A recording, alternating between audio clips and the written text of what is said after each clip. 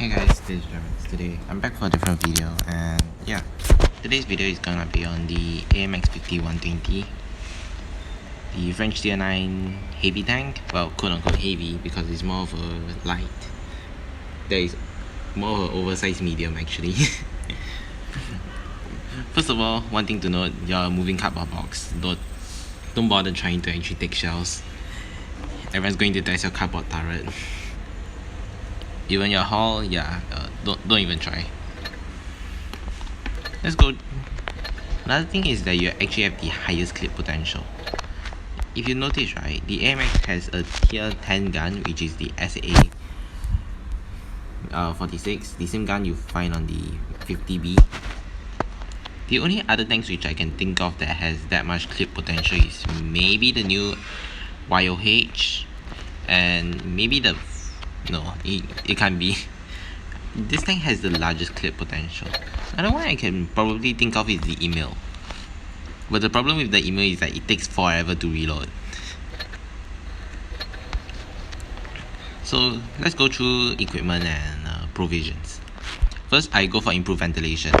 I have my reasons for this, but to be honest, you're going to face off against tier 10s, and most of the time for me, this tank is actually way more mobile than the 50B based off what I remember. Of course, I don't own the 50B, but I mean, seriously, if you look at the mobility, 50 top, average of 34. I mean, the 50B can get higher than that kind of speed.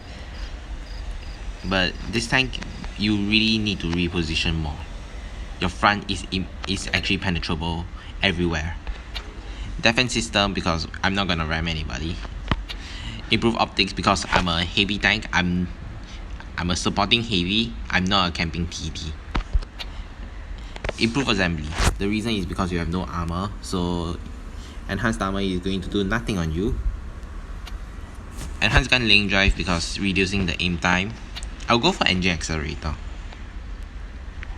but both will work. Engine accelerator so that I can actually speed away faster. Lastly, vertical stabilizer. If you have more credits, you can go for the 2-box and actually consumable delivery system. Provisions, I just go with your usual. Coffee and croissant, improved fuel, and camp patai. Consumables is just your typical, just don't go for speed boost. Yes, it's good, but seriously, why? Let's start with Yamato Harbor. This is actually an ace. Not to flex actually. But I actually got this quite a while ago. I can't remember when. But yeah, it was very long. But I still remember this ace. And the reason is actually because, well, I played it kind of like how you would kind of play a 50B, but also kind of not. I mean, if you notice, I am actually right at the back and right central. Based off the enemy team's lineup, I should move to heavy flank, but instead I choose to push medium because I know I definitely cannot fight against their heavies. They have an E75.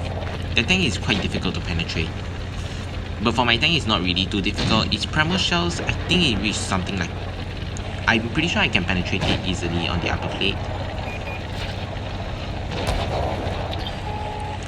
So what I decided to do is I push over. I actually risked getting shot by the 704 with a high explosive shot, which actually would destroy my HP pool. I was lucky that the 704 didn't shoot me. I tried to get a shot, but no. Instead of going for, I was thinking that there would be another person since the projectile was not spotted. I just took one shot. He's probably aiming at me or something. Second shot, that was a lucky penetration. 774. Here I actually wanted to reload, but the clip reload is rather long. I mean, not that long compared to the Kranvang or the Email 2, but it's still quite long. I'm raising my gun up here so that the back of my turret actually drops, so that it will be way easier to miss my whole tank than it will be if I were to be aiming up. I tried to aim, but I barely missed that shot. Instead of just going for the 704, I decide to push forward and actually take 2 quick hot shots on the ST1. You can see how rate it is. Average roll there, and last one, it went for a slightly high roll. Here is where you can see how good the mobility is. My team is falling apart there, but there is a 704 who could just destroy my teammates.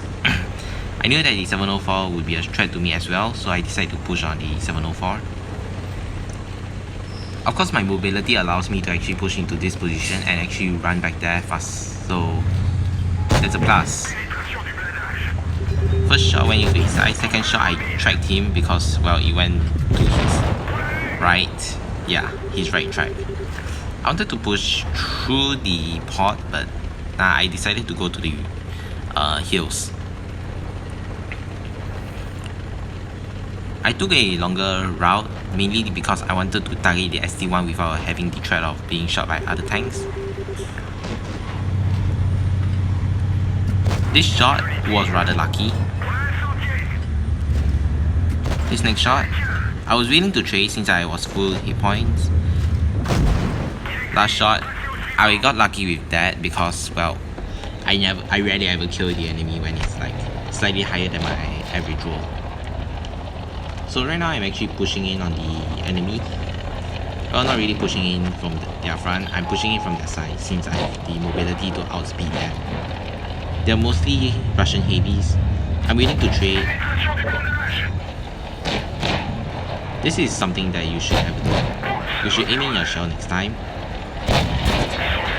Tracking him in front of my teammate so that my teammate can get a kill.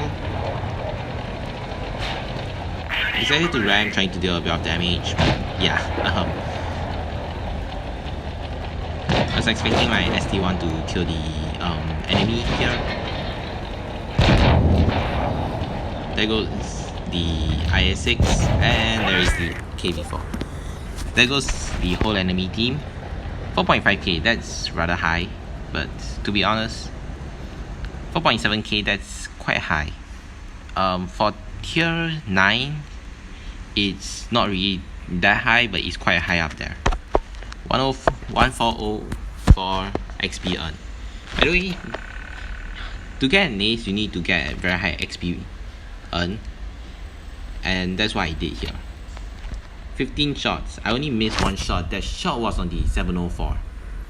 I destroyed 3 tanks and actually damaged 5 of them.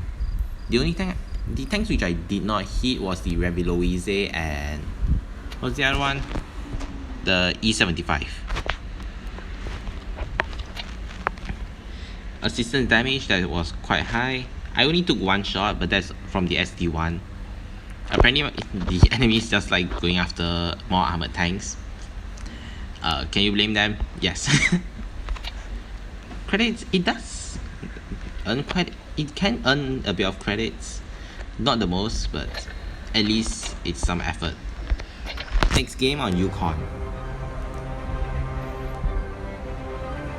This game actually shows you why I love this tank so much. This tank is actually rather accurate. For me, I prefer accurate tanks over tanks with lower dispersion. Starting off, they have 3 heavies and they have 2 super heavies and 1 mobile heavy. Meanwhile, my team has 1 super heavy and 1 MBT, because the Kampfpanzer 70 is actually a main battle tank.